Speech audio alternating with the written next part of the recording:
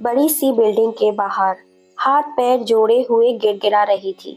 बेटा, तुम्हारे पिताजी बहुत बीमार है, अस्पताल में भर्ती है, कुछ तो मदद कर दे बेटा। मैंने और तुम्हारे पिताजी ने तुम दोनों भाइयों की अच्छी परवरिश और पढ़ाई के लिए अपनी पूरी जिंदगी की कमाई लगा दी। अब जाके उनके इलाज के लिए पैसों की जरूरत पड़ रही है, तो मैं किससे मदद मांगू? जानकी देवी अपने बड़े बेटे नीरज के सामने हाथ जोड़ कर खड़ी थी। उनकी आंखों में आंसू थे, आवाज भर्रा रही थी। बेटा, तुम्हारे पिताजी की नौकरी के बाद जो थोड़ा बहुत पैसा मिला था, वो भी हम तुम दोनों ने भाइयों में बांट दिया। अब हमारे पास कुछ भी नहीं बचा। मैं जाऊं तो जाऊं कहाँ, किसके आगे हाथ फैलाऊं? बेटा, कुछ तो सोचो। इतने में ही उनकी बड़ी बहू पूनम बन ठनकर तैयार होकर पर्स कांधे पर लटकाए अपने पति नीरज से बोली, चलिए जी, मुझे किटी पार्टी में जाने के लिए देर हो रही है और आपको भी तो ऑफिस निकलना है। दोनों पति पत्नी गाड़ी में बैठने को तैयार हो गए। जानकी देवी लड़खड़ाते हुए कदमों से आगे बढ़ी और हाथ जोड़कर बोली, बहू, कम से कम मुझे अस्पताल तक तो छोड़ दे। इधर उधर भागते भागते अब शरीर में जान ही नहीं बची। पूनम ने भौं चढ़ाते हुए एक फीकी मुस्कान दी और हाथ झटकते हुए बोली, माँ जी, आप इस कार में बैठने की सोच भी कैसे सकती हैं? ये कोई साधारण गाड़ी नहीं, हमारी शान है। और फिर आपके लिए तो रिक्शा या टेम्पो ही सही रहेगा। आपकी औकात नहीं है इस गाड़ी में बैठने की। नीरज ने भी अपनी पत्नी की हाँ में हाँ मिलाई और गाड़ी स्टार्ट कर दी। दोनों कार में बैठे और आगे बढ़ गए। जानकी देवी वहीं खड़ी रह गई। उनकी बूढ़ी आंखें तब तक दरवाजे पर टकटकी लगाए देखती रहीं, जब तक उनकी औलाद ओझल न हो गई। जानकी जी थक हार कर आंसू बहाते हुए धीरे धीरे अस्पताल की ओर बढ़ने लगी। चलते चलते उनके पैर जवाब देने लगे, लेकिन कोई सहारा ना होने के कारण उन्होंने हिम्मत नहीं हारी। कुछ ही दूर जाने पर एक रिक्शे वाले ने अपना रिक्शा रोककर पूछा, अम्मा जी, कहाँ जाना है? आइए बैठिए, मैं आपको छोड़ देता हूँ। जानकी जी ने बिना उसकी ओर देखे सिर हिलाते हुए कहा, नहीं बेटा, मैं पैदल ही चली जाऊंगी। और थोड़ा तेज चलने लगी। तभी रिक्शे वाले ने दोबारा आवाज दी, अरे जानकी काकी, आपने पहचाना नहीं? मैं रमेश, आपका पड़ोसी। जब हम गांव में रहते थे तब मैं रोज आपसे कहानी सुनने की जिद किया करता था। कितने प्यार से कहानी सुनाती थी आप मुझे। जानकी जी ठिठक गई, उनके दिमाग पर जोर दिया और फिर चेहरे पर हल्की सी मुस्कान आ गई। अरे हाँ बेटा, मैं तुझे कैसे भूल सकती हूँ? तू कैसा है रे? जब से हम लोग गांव से शहर आए, किसी गांव वाले से मुलाकात ही नहीं हुई और अब तो बुढ़ापे में याददाश्त भी कमजोर पड़ गई है। रमेश जल्दी से रिक्शे से उतर कर बोला, काकी, आप रिक्शे में बैठिए, मैं छोड़ दूंगा आपको। जानकी जी हिचकिचाने लगी, नहीं बेटा, मेरे पास किराए के पैसे नहीं है। रमेश ने मुस्कुराते हुए कहा, अरे काकी, पैसे की क्या जरूरत है? मैं आज भी वही रमेश हूँ जिसे आप अपने बेटे की तरह प्यार करती थी।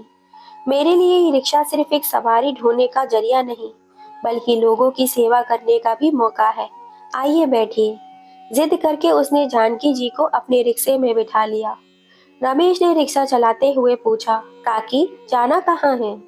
जानकी जी की आंखें भर आई, गला रुध गया। उन्होंने सुबकते हुए कहा, बेटा, सरकारी अस्पताल की तरफ ले चल, तेरे काका वहीं भर्ती है। रमेश ने रिक्शे की रफ्तार तेज कर दी, लेकिन उसके दिल में एक सवाल उमड़ रहा था, क्या दुनिया इतनी बदल गई कि अपने ही अपनों के लिए पराये हो गए? बेटा, उनकी हालत बहुत गंभीर है। इतना कहते हुए जानकी जी वहीं बैठकर फूट फूट कर रोने लगी। रमेश ने रिक्शे की रफ्तार और तेज कर दी। उसकी एक ही कोशिश थी कि वे जितनी जल्दी हो सके जानकी जी को अस्पताल पहुंचा दे। रास्ते में वह उन्हें सतावना देता रहा और उनकी हालत के बारे में और भी जानना चाहता था। जैसे ही वे अस्पताल पहुंचे, रमेश ने जल्दी से रिक्शा रोका। जानकी जी का हाथ पकड़कर उन्हें सहारा देकर अंदर ले गया। अस्पताल के अंदर बिस्तर पर लेटे गोपाल जी ने जैसे ही अपनी पत्नी का उतरा हुआ चेहरा देखा, वे समझ गए। उनकी आंखों में दर्द झलक आया। लेकिन फिर भी उन्होंने अपनी पत्नी का हाथ थाम कर कहा, जानकी, चिंता मत करो, मैं जल्दी ही ठीक होकर घर चलूंगा। लेकिन उनके मन में एक सवाल था, जो लड़का जानकी जी के साथ आया है वह कौन था? रमेश ने आगे बढ़कर उनके चरण स्पर्श किए और कहा, काका जी, पहचाना नहीं? मैं रमेश, आपका पुराना पड़ोसी। गांव में जब छोटा था तब हर रोज काकी से कहानी सुनने के लिए आया करता था।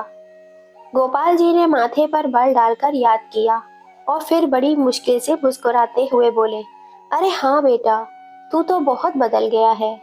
रमेश ने गोपाल जी को आश्वासन दिया, काका जी, आप चिंता मत करिए, अब मैं हूं ना, आपको किसी भी चीज की तकलीफ नहीं होने दूंगा। गोपाल जी ने संतोष की एक लंबी सी सांस ली और चुपचाप छत की ओर देखने लगे। थोड़ी देर बाद रमेश ने जानकी जी को एक कोने में ले जाकर धीरे से पूछा, काकी, आप इतनी परेशान क्यों हैं? आप तो बड़े भैया नीरज के पास रहती है ना? जहाँ तक मैंने सुना है उनके पास तो पैसों की कोई कमी नहीं है, फिर आपको इतनी तकलीफ क्यों हो रही है? रमेश की हमदर्दी भरी बातें सुनते ही जानकी जी का दर्द फूट पड़ा। उन्होंने आंसू पोंछते हुए उसे सब कुछ बता दिया। कैसे नीरज और उसकी पत्नी ने उन्हें अपमानित किया, कैसे उन्होंने मदद मांगने पर बेरुखी दिखाई।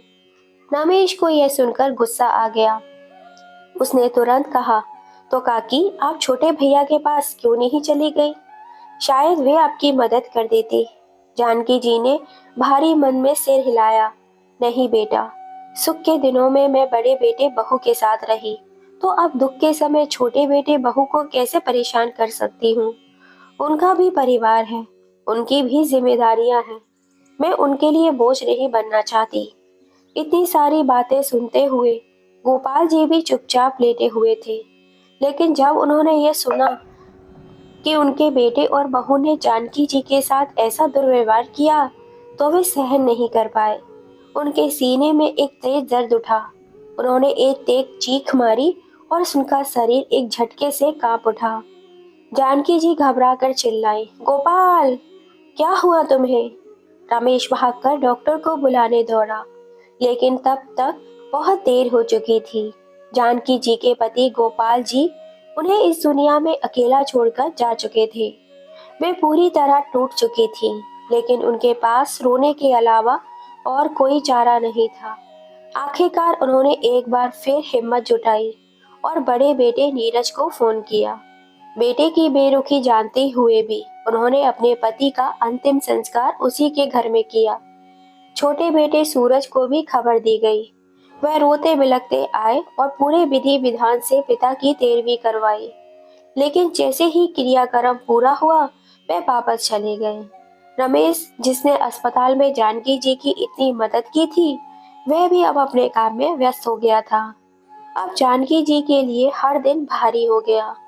जिस कमरे में वे अपने पति के साथ रहती थी, अब वहां अजीब सा सन्नाटा था। अकेलापन काटने को दौड़ता था। एक दिन उन्होंने हिम्मत करके नीरज से कहा, बेटा, मुझे अब पिछले कमरे में नींद नहीं आती। वहां अब अकेलापन काटने को दौड़ता है। आगे वाला कमरा खाली पड़ा है। मेरा सामान वहां रखवा दो, ताकि मैं थोड़ा चैन से सो सकूं। नीरज ने गुस्से से आंखें तैरते हुए कहा, माँ, आप क्या कोई छोटी बच्ची हो? इतने साल से उसी कमरे में रह रही थी, अब अचानक क्या दिक्कत हो गई? आपको पता है वंश वहीं खेलता है और मेहमान भी आते हैं, फिर वे कमरा आपको कैसे दे सकते हैं? जानकी जी ने समझाने की बहुत कोशिश की। बेटा, पहले तुम्हारे बाबूजी थे तो मुझे डर नहीं लगता था। अब जब वे नहीं रहे तो वहाँ रात भर अजीब अजीब ख्याल आते हैं। वंश जब चाहे वहाँ खेल सकता है। अगर कोई मेहमान आएगा तो मैं फिर से पीछे वाले कमरे में चली जाऊंगी। तभी पूनम ताने मारते हुए बोली, अच्छा, अब इस घर में कौन कहाँ रहेगा यह आप तय करेंगी? भूलिए मत, यह घर हमारा है। आपके बाबूजी ने तो अपने रिटायरमेंट के पैसे से जेठ को बड़ा घर दिलवाने की मदद की थी, तब क्यों नहीं गई आप उनके पास? बाबूजी के रिटायरमेंट के बाद हम आपको यहाँ ले आए थे, आपकी सेवा करी, तो आप हमारे लिए ज्यादा सोचेंगी। पर नहीं, आपने तो ज्यादा देवर जी की मदद की, और वह भी देखो कैसे क्रियाक्रम में आए, मिले जुले, और यह भी नहीं कि अपनी माँ को यहाँ से ले जाएं, छोड़ गए हमारे सर पर बोझ। जानकी जी अवाक रह गई। उन्होंने कांपती आवाज में कहा, बहू, तुम कैसी बातें कर रही हो? सूरज और सीमा ने तो बार बार कह रहे थे कि माँ उनके साथ चलो, लेकिन मैंने सोचा कि लोग क्या कहेंगे। अगर पति के गुजरते ही मैं छोटे बेटे के पास चली जाऊंगी तो लोग कहेंगे कि सुख सुविधा के लिए वहां बसी हैं। इसलिए मैं तुम्हारे पास रुकी रही। और रही पैसों की बात, तो तुम्हारे बाबूजी ने दोनों बेटों को बराबर हिस्सा दिया था। सीमा बहू ने पैसों को समझदारी से खर्च किया, इसलिए उनके पास बचत रही। तुम लोगों ने शहर में घर खरीदा तो उन्होंने थोड़ा दूर हटकर मकान बनवाया। पूनम तमा कर बोली, अब हमें ताने मत दीजिए।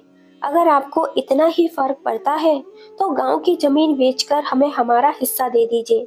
वैसे भी अब हमसे कोई उम्मीद मत रखिए, और अगर सूरज भैया से बात हो तो कहिए कि आपको अपने साथ ले जाएं, फिर आपको डर नहीं लगेगा। नीरज चुपचाप पूनम की बातों में हाँ मिलाता रहा। चलो जी, आप जल्दी से नाश्ता कर लो, फिर आपको ऑफिस भी जाना है। इनका तो ये रोज का ड्रामा है। जानकी जी ने भारी मन से सिर झुका लिया। वे अब हर रोज अपने पति की तस्वीर के सामने बैठकर आंखों में आंसू लिए अपनी किस्मत को कोसती थीं। समय बीतता गया। जानकी जी दिन ब दिन कमजोर होती जा रही थी।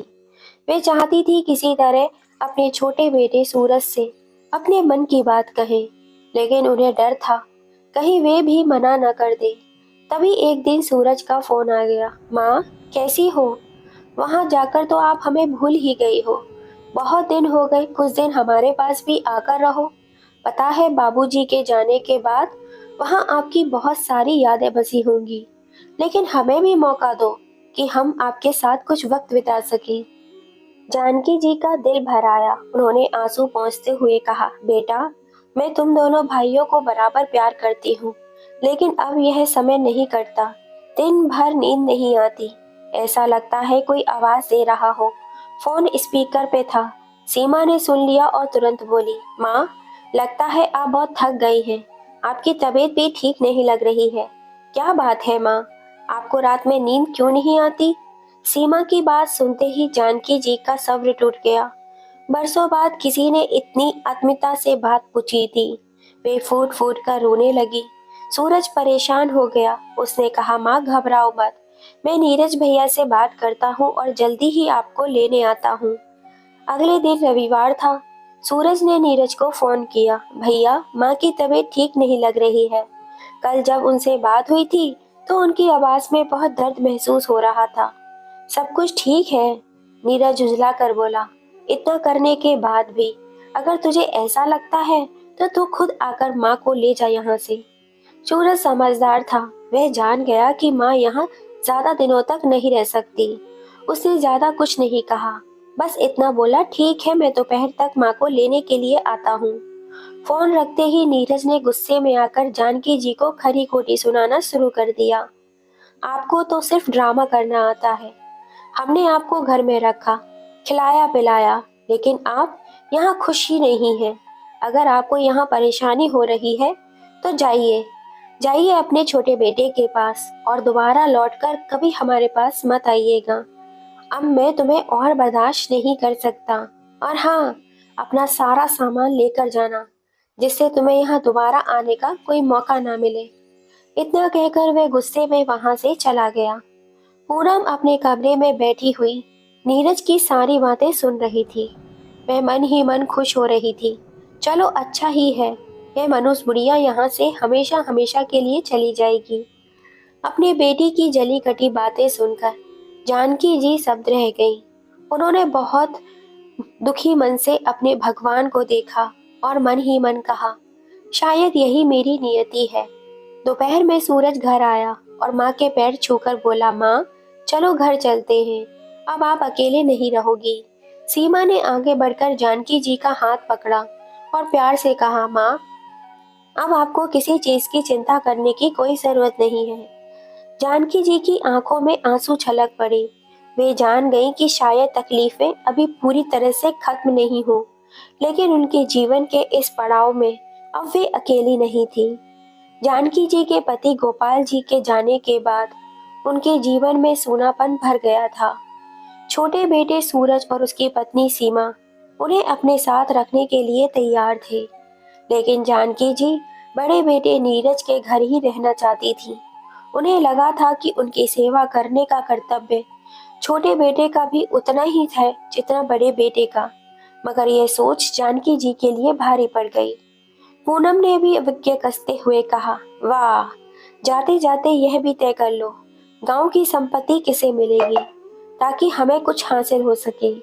जानकी जी ने गहरी सांस ली और कहा, बेटा, जो बांटना था तुम्हारे बाबूजी पहले ही बांट चुके हैं। अब जो बचा है वे मेरे पोते और पोतियों के लिए रहेगा। नीरज और पूनम प्रॉपर्टी न मिलने पर तिल मिला गए। उन्होंने जानकी जी से सारे रिश्ते तोड़ लिए और भला बुरा कहकर हमेशा हमेशा के लिए चले जाने को कह दिया। जानकी जी सूरज और सीमा के घर आ गई, जहां उन्हें इज्जत और सुकून मिला। धीरे धीरे वे अपने पुराने दर्द से उभरने लगी, लेकिन उधर नीरज और पूनम की ऐशो आराम की जिंदगी ज्यादा दिन नहीं चली। दिखावे और मौज मस्ती में उन्होंने सारी जमा पूंजी बर्बाद कर दी। कर्ज बढ़ता गया और आखिर में उन्हें अपना मकान भी बेचना पड़ा। अब नीरज और पूनम सड़क पर आ गए थे, दर दर भटकने लगे थे, लेकिन अब उन्हें कोई सहारा देने को तैयार नहीं था। जब कोई चारा नहीं बचा तो उन्होंने रिक्शा चलाना शुरू कर दिया और दिहाड़ी मजदूरी करने लगे। दूसरी ओर सूरज और सीमा ने जानकी जी की खूब सेवा में कोई कसर नहीं छोड़ी। एक दिन सीमा ने देखा जानकी जी उदास और चुपचाप बैठी हैं। उन्होंने सूरज से कहा, माँ जी कुछ दिनों से गुमसुम है, न ठीक से खाती है न सोती है। हमें उनका और ख्याल अच्छे से रखना होगा। रविवार की सुबह सीमा ने सूरज से कहा, अब से आप माँ के साथ ज्यादा वक्त बिताइए। दिन में तो मैं रश्मि उनके साथ होते हैं, लेकिन रात में उन्हें आपकी जरूरत है। छुट्टी के दिन तो आप उनके पास ही सोया कीजिए, उन्हें अच्छा लगेगा। सूरज ने सीमा का हाथ थामते हुए कहा, तुम कितनी समझदार हो सीमा। मैंने सोचा भी नहीं था कि माँ को मेरी जरूरत महसूस हो सकती है। आज की रात मैं माँ के पास ही सोऊंगा। पूरा दिन सूरज और सीमा जानकी जी को किसी न किसी बहाने व्यस्त रखते रहे। रात को जब सब अपने अपने कमरे में चले गए, तब सूरज पानी की बोतल लेकर माँ के कमरे में आया। जानकी जी हल्की नींद में थी। आवाज सुनकर उन्होंने पूछा, कौन है? सूरज ने धीमी सी आवाज में कहा, माँ, मैं हूँ सूरज। जानकी जी चौंक गई। अरे, इतनी रात गए तुम यहाँ? कुछ काम था क्या? सूरज मुस्कुराया और बोला, नहीं माँ, आज मैं आपके पास सोऊंगा। जानकी जी हैरान होकर बोली, पर क्यों बेटा? बहू और रश्मि का क्या? सूरज ने उनका हाथ अपने हाथ में लेकर कहा, माँ, आप अकेली मत समझिए खुद को। क्या आपको याद है जब मैं छोटा था और डर जाता था तो आपके पास आकर सो जाता था? जानकी जी हल्की मुस्कान के साथ बोली, हाँ याद है, पर तब तुम छोटे थे, कमजोर थे। अब तुम बड़े हो गए हो। सूरज ने उनकी हथेलियों को अपने गाल से लगाते हुए कहा, माँ, जैसे बच्चे डरकर अपने माँ बाप के पास सुकून से सो जाते हैं, वैसे ही बड़े बुजुर्ग भी तो अकेलापन में सहारा चाहते हैं। मैं जानता हूँ पापा के जाने के बाद आप अकेलापन महसूस करते हैं। ऊपर से नीरज भैया के व्यवहार ने आपको और तकलीफ दी है। जानकी जी ने आंसू छुपाने के लिए करवट बदली, पर सूरज ने उनके कंधे पर हाथ रखते हुए कहा, माँ, आप हमेशा कहती थी कि मुश्किलों का डटकर सामना करने से वे बुत की तरह भाग जाते हैं। तो चलिए, आज से हम साथ मिलकर हर मुश्किल को भगाएंगे। आप अकेली नहीं हैं। जैसे मेरा बचपन आपके आंचल में सिमट जाता था, वैसे ही अब आपका बेटा आपके साथ रहेगा। सूरज ने माँ को गले लगा लिया। बाहर खड़ी सीमा ने यह सब सुना तो उसकी आंखें भर आई। वह माँ बेटे के इस अनमोल पल में दखल नहीं देना चाहती थी, इसीलिए चुपचाप अपनी बेटी के पास जाकर लेट गई। इधर माँ बेटे की आंखें भीगी थीं, पर दिल हल्का हो चुका था। सूरज माँ के हाथों को सहलाता रहा और माँ उसके गालों को।